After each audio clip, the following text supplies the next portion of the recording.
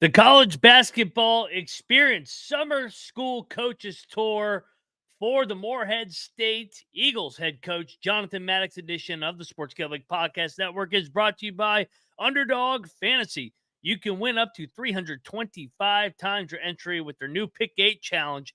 Sign up today using the promo code TCESUPN to claim your special pick and first time deposit offer up to $250 in bonus cash.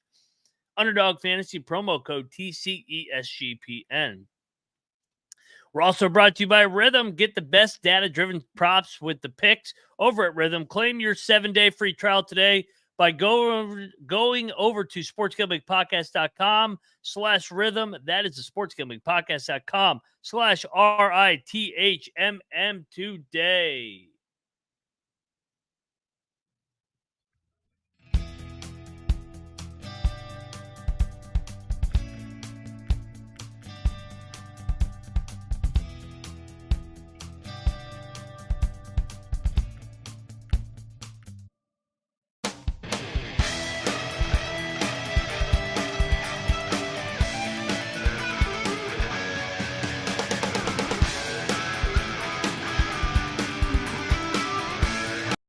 And welcome, everybody, to the College Basketball Experience, part of the Sports Gambling Podcast Network, Wednesday, June the 19th, and we got another edition of our Summer School Coaches Tour. This time, the new head coach of the Morehead State Golden Eagles. That is Jonathan Mattox. He got the job in April. Good friend of mine as well. Got to know him. We were both coming up the ranks at a similar time. He was at Morehead. I was at Austin P. We spent time in the OVC together, played against each other in the NCAA tournament, West Virginia versus Morehead in the bubble. But first, I am Moneyline Mac, a.k.a. the former video coordinator for Bob Huggins and Frank Martin.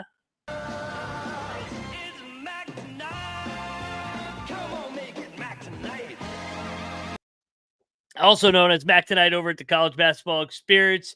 And like I said, I'm enjoying these summer school coaches tour. Shout out to the chat, Trevor. He's busy at work, but he's making time to tune in, lock into the College Basketball Experience. November 4th will be here before you know it, and we're going to have plenty of other coaches. But like I said, Jonathan Mattox, you guys are going to hear his story. This is his fifth different position at Morehead. Started as a GA, then interim assistant, then assistant, then associate head coach. Then he goes to Murray State for a couple years with Steve Prohm. Comes back when Preston Spradlin gets the James Madison job. We'll play that interview here in a second. But first, we got to talk about, well, on this very network, the college football experience, because the countdown to football is on and SGPN has you covered. The college football experience is doing all 134 individual teams to preview every team in the land with Colby, NC, Nick, and Patty C.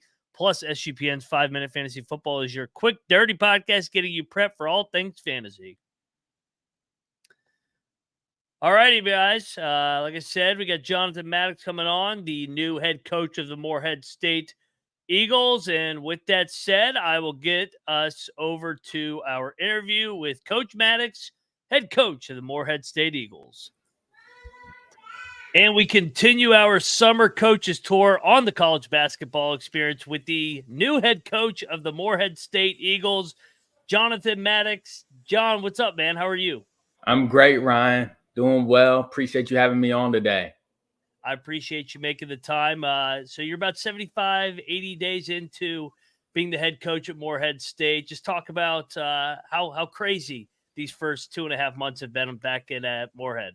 Yeah, and that's what everybody says when you get your first head coaching job. So I really just tried to be intentional and take it day by day. And initially, I had 3 or 4 main focuses, hiring, obviously, retention, because we had 6 guys here that I wanted to keep, and we did a good job retaining, recruiting, right? And then scheduling was kind of a distant fourth, but I really wanted to make sure I hired the right staff, make sure we retained the right guys, make sure we recruited the right guys. And then when I had some time, or when my staff had some time, we'd get into some scheduling calls and things like that. But those were really the main focus of our program for really those first 30 days, even the first 60 days, until we kind of got settled into our summer.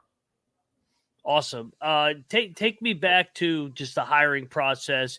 Get hired after the season. You replace your former boss. Did you feel like it was an advantage, knowing all the people at Morehead from your time already at Morehead? It certainly was. You know, the interesting thing about the whole deal was the one person I didn't know as well or hadn't worked with was the athletic director, Kelly Wells. Mhm. Everybody else, associate AD, SWA, president, everybody else I knew and had worked with. I hadn't worked with him. But you know, I was just fortunate enough that those people around him really vouched for me. So my experience there over the course of 9 years certainly paid off for me. Yeah, absolutely. And we'll go step by step in your career. I want to rewind all the way back to just your playing career. And I like talking to coaches about what they learned from their playing experience. You played at Anderson and Emmanuel, Yep. in the state of South Carolina, correct? Anderson, University of South Carolina, Emmanuel College in Georgia. In Georgia. Okay. Just talk about those different experiences. Obviously, you transferred, and that's a common thing nowadays. Just your different experiences from those two stops in your playing career. Yeah, you know, and first of all, I had two really good head coaches. Jason Taylor, who recruited me and coached me at Anderson, is on my staff now as my associate head coach. So I'm really learning a lot from him and leaning on him for a lot of different things. So I played there for a few years. Had a really good experience. You know, just wasn't quite getting the playing time that I wanted. So transferred to Emmanuel College, played for TJ Rosine, who's another really, really good head coach, great person, and enjoyed my experience at Emmanuel, and ended up staying on staff at Emmanuel for 2 years to get into coaching after I graduated. Awesome. From there, you go work for Sean Woods at Morehead, and this is where you're different. We joked about it pre-show that this is your fifth position with the Morehead State program. So Sean Woods brings you on as a GA. I think this is actually where we met back in the day and Yep. crossed paths. Just talk about what it was like coming up to the Division One ranks, being a GA, and all the different hats you had to wear in that GA role at the mid-major level. Yeah. And for starters, so I was at Emmanuel College for 2 years. I really wanted to get my foot in the door at the Division One level. Mm-hmm. So reached out to people, connected with people on the road at different recruiting events. And one of the people I connected with was BJ Ellis, who was one of Sean Wood's assistants at the time. Make a long story short, I ended up driving up to work camp, meeting with Sean, meeting with the staff. And I actually took a unpaid GA position that first year to get my foot in the door. So I was an unpaid GA my first year, and then I was a paid GA my second year. Being a graduate assistant at the mid-major level, you wear a lot of different hats. You're involved in the basketball side of it with practice. And, you know, I was even involved with scouts and things like that. But you're also, you know, I did laundry when I needed to do laundry when the managers were out. Really helped with the travel logistics, buses, meals, hotels, all of those things. I ran camp, youth camp and team camp. So I got a lot of different experiences that really, looking back at it, has really helped me, you know, become a head coach. And you guys go through a transition. You get basically promoted in the middle of the year. Your former boss, who's now the head coach at JMU, Preston Spradlin, gets the job midseason. What was it like going through an interim process in the middle of the year, keeping that locker room together? And you guys had a good year that year too. So and that was why Preston got the job. And then you guys were able to keep that thing intact. But just talk about just how it was. You guys were able to navigate a tough time in the program and make the best out of it. Yeah, and Preston did a really good job. The biggest thing we had to do was keep our focus on the student athletes. Mm-hmm. You know, he told us don't focus on the situation we're in. You know, because there was a lot of unknowns at that time. Was he going to get the job? Was he not going to get the job? Who was going to be on the staff if he got the job full time? All those things we had very little control over. We did have control over, can we coach these student athletes the right way? Can we continue to mentor them and take care of them? and treat them right. Those are the things we focused on. And by doing that, we ended up having a good year that year in 2016-17. Yep, and obviously a good enough year to keep you guys and keep that thing rolling. You stay at Morehead till I think 2022. I remember we played in the dance the bubble year. So you guys had the big fella Johnny Broom, who's now at Auburn. Yeah. You guys had a heck of a run there. From there you go to Murray, a former OVC powerhouse. Yeah. What was that decision like, going from Morehead to Murray? Because I mean, when you're at Morehead and when I was at Austin P, you always want to beat Murray. So was it a tough decision going over to, I guess, the rival in a way, especially in state with Morehead and Murray? Yeah, a little bit. First, I do want to shout out Huggy Bear. We still have, walking in the office every day, we still have a picture of Broom, and I think it was Culver at the time on the tip ball. And I tell people all the time, I say that was actually Bob Huggins' 900th win. You guys obviously had a really good team, and that was really fun playing you guys in the NCAA tournament, albeit in the bubble or not. So we have a good year that season. That was 2020, 2021. We win 23 games. We come back the next season, 21-22, win 23 games again, make it back to the OVC championship, play a really good game against a top 25 Murray State team and lose, which ended our season. And then Murray had some changes there with Coach McMahon getting the LSU job and Coach Prohm going back to Murray State. Murray was also in the process of going to the Missouri Valley Conference. Mm-hmm. That made my decision a little bit easier, just from a standpoint of they were no longer going to be in the OVC. We weren't going to be playing Morehead, those things. That did make my decision easier, but still a tough decision nonetheless. Yeah, and you make a good point. That was a year that Murray and Belmont go from the OVC to the Missouri Valley. So from one valley to the other. So you're with Coach Prohm back at Murray in the other valley for a couple years. Coach Spradlin gets the job. Now you're at Morehead. So like you said, GA, interim assistant coach, associate head coach, and now the head coach, your fifth position with the program. What are not just in the last 75 days, but just in macro, what's been the biggest lessons you've learned just over the last 4 to 5 years with the never ending change in college basketball landscape? Yeah. Adaptability, right? I think, I get a lot of questions about the portal and about NIL. Those are probably the two most common topics in college basketball nowadays. And I think I probably have a different view on it. I remember it was after we played you guys. We had a really good team that year. And we kind of viewed that team as having 6 starters. Actually, Talon Cooper, who was second team All SEC at South Carolina this year, came off the bench for that team that played you guys in the NCAA tournament in 2021. So we thought we had 6 starters. 3 of our 6 starters entered the portal after that season. And I'm on the phone in the parking lot, walking around. I'm on the phone with a recruit, and one of our season ticket holders just happens to drive by. They pull up on me. Jonathan, what's happening? This, that, and the third. I'm like, relax. I'm on the phone with a guy who's about to commit. So my whole thing, the portal isn't good. The portal isn't bad. The portal is neutral. I told our fans this. I said, has Morehead State lost good players to the portal?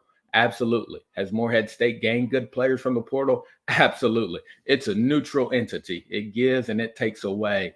And I think I really had to change my mindset and start to embrace that. Like if Janai Broom wants to go somewhere else and play at Auburn, we need to support him. You know what I mean? And he's had a great career at Auburn. Talon had a great career at a couple of different stops. So that's how I view the portal and NIL. It is what it is. I think these young men, I told Janai Broom and Talon Cooper when I left, I said, hey, I wouldn't be even involved to be an assistant at Murray State if it worked for you guys, the work y'all put in and the success y'all helped us have. So I really started to embrace those things. And I think with change, change is uncomfortable. People don't like change because it's uncomfortable. But just because it's uncomfortable doesn't mean it's bad, so that's my viewpoint on it. Great point, Sean. And I could speak to this because I was in the OVC at Austin P when we played twice a year, and I loved going to Morehead State because I sense that, and there's tradition with you guys. I mean, you think of Donnie Tyndall's team with Kenneth Fareed Yep. beating Louisville, Preston obviously having really good teams, and Sean Woods as well.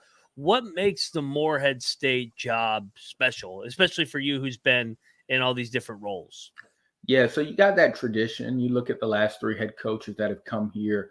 They've all been really good coaches. They've all done good jobs. Donnie Tyndall making two NCAA tournaments, beating Louisville, like you said. Sean Woods had a really good run, had multiple 20-win seasons. And then Preston, having the last 4 seasons of 22 wins or more, making 2 NCAA tournaments, winning 2 OVC regular season championships. So that is certainly a big selling point, whether it's for me as a head coach or to our current players or to recruits. Is, I think the infrastructure is in place for us to be competitive year in, year out. And it doesn't mean we're always going to win the OVC, but I do think we're always going to put ourselves in position to have a chance to win the OVC. So that was really important. Yeah, absolutely. And like you said, you have the resources. You're walking into a heck of a situation. A lot of guys have to take over rebuilding jobs, but Morehead expects to win, and you've been a part of a lot of winning teams already there. So this is your inaugural coaching staff. So this is going to be a special one for you, I assume. Is what went into constructing your first ever coaching staff with your first ever head coaching job, and when did you know who you wanted on your staff? I mean, I feel like you always know, but I just talk about that process. Yeah, I think balance is a word that comes to mind. Mm-hmm. Constructing a staff is very similar to constructing a team. We wouldn't go out and play a basketball game with 5, 6, 10 dudes on the court. We probably couldn't dribble and get it up the court. We wouldn't go out and play with 10 dudes on the court. We probably couldn't protect the rim or rebound, So there is a certain balance that comes into it. And I thought about the good staffs I've been a part of. Other assistants were strong where I was weak, and vice versa. So it's not just about hiring the 3 best recruiters or the 3 best coaches or the 3 best this or the 3 best that. How can we have the most balanced staff possible? Coaching, recruiting, development, scheduling, administration-wise, all the above. So all those thoughts went into it. I did have somewhat of an idea of who I wanted to hire, but you still go through the process, vet guys, see their interests, see what their employers, their current employers are saying about them.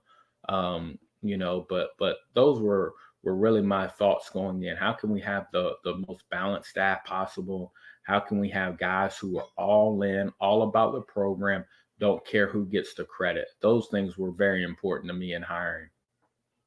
Love it. And from coaching or hiring coaches to coaches you've worked for, just individuals you've been around, who would you say has probably had the biggest impact on your career to make what you are today as a coach?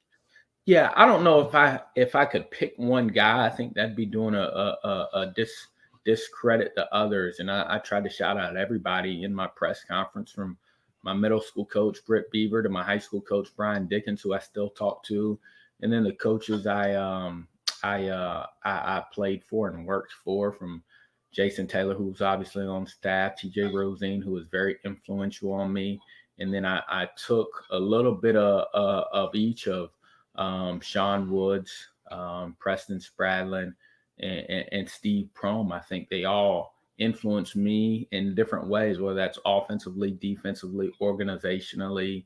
I just took bits and pieces from each of them, fit them into my own personality, my own philosophy. And now my charge isn't to be any of those guys, but just to be the best Jonathan Mattox I can be. Great points. John, I know, I appreciate you taking the time. One last question before we get out of here. For all the Morehead State fans that'll watch this interview when we release it, what are you guys going to pride yourself on as a program and as a basketball team? Yeah, there's a couple different things. My overall philosophy, I'm a process-oriented person. I think in a results-driven business, if you start to focus on the results too much, you can kind of lose focus. So Mhm. I've studied a lot of coaches who are very process-oriented, and I shared this with our team. I shared it at the press conference. I shared it a lot of times. The Stonecutter's Creed. When nothing seems to help, I go and look at a stonecutter hammering away at his rock perhaps as many as 100 times without a single crack. And on the 101st blow, it splits in two. And I know it wasn't that blow that did it, but all those that came before. That's a poem by Jacob Reese I shared with our team. And our thing here, Ryan, is we're going to pound the rock not only every day, but in every aspect of every day. How we eat, how we sleep, how we wake up in the morning, how we do weights, study hall, class, film, practice, extra workouts, treatments. We're going to pound the rock and get 1% better each and every day. And that's how I look at it. I'm not worried about, the season, the winning 20 games, this, that, and the third. All of those things, the wins, the championships will be a byproduct of us pounding the rock and staying true to the process every single day. And then we go back to our core values that we talk about a lot: discipline, doing what you're supposed to do when you're supposed to do it, toughness, what breaks you, cohesion, and then gratitude. Those are the things that you can expect from our teams and our programs here. We're going to be the most disciplined, toughest, most cohesive team that's grateful in all circumstances, and we're going to pound the rock in everything we do. Absolutely love it, John. It's been fun to watch you climb the ranks from GA to interim assistant to assistant, then go to Murray, back at a familiar place, getting your first head coaching job.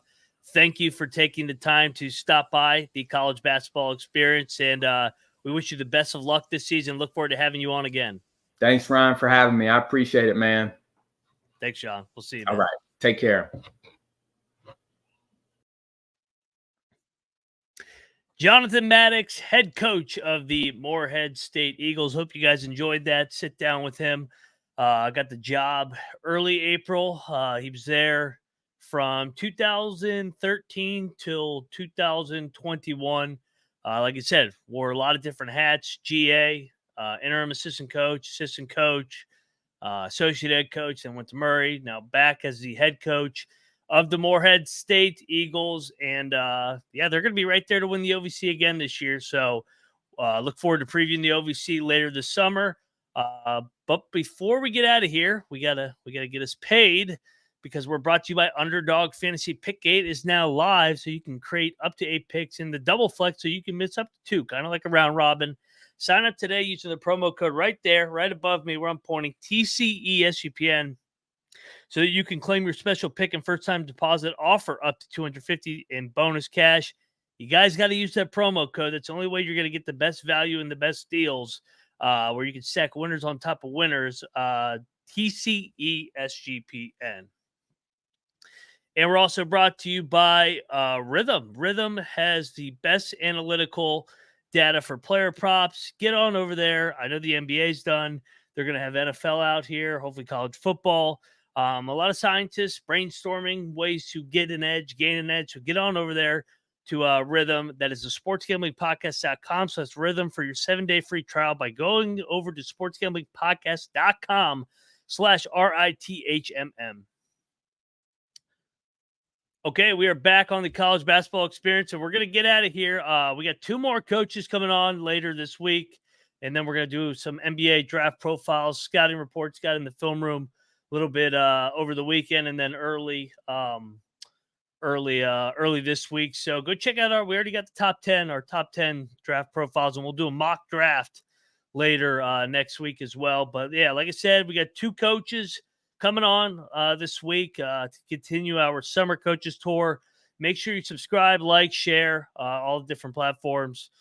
College football experience. We're breaking down all 134 teams with Colby, Nick, and Patty C. And of course, college baseball. I got Omaha on in the background right now. Noah's got you covered over there. And go check out the Big 12. We're breaking down all 16 Big 12 teams and storylines headed into a interesting year in the Big 12. So like I said, it'll be Big 12 basketball before we know it, but go check out all our other platforms. We all come together on YouTube at the College Experience. That's all I got today, guys. I appreciate you rocking with me over on the College Basketball Experience. Thank you, Coach Mattox from the Morehead State Eagles. We'll be pulling for you this year, and this is another edition of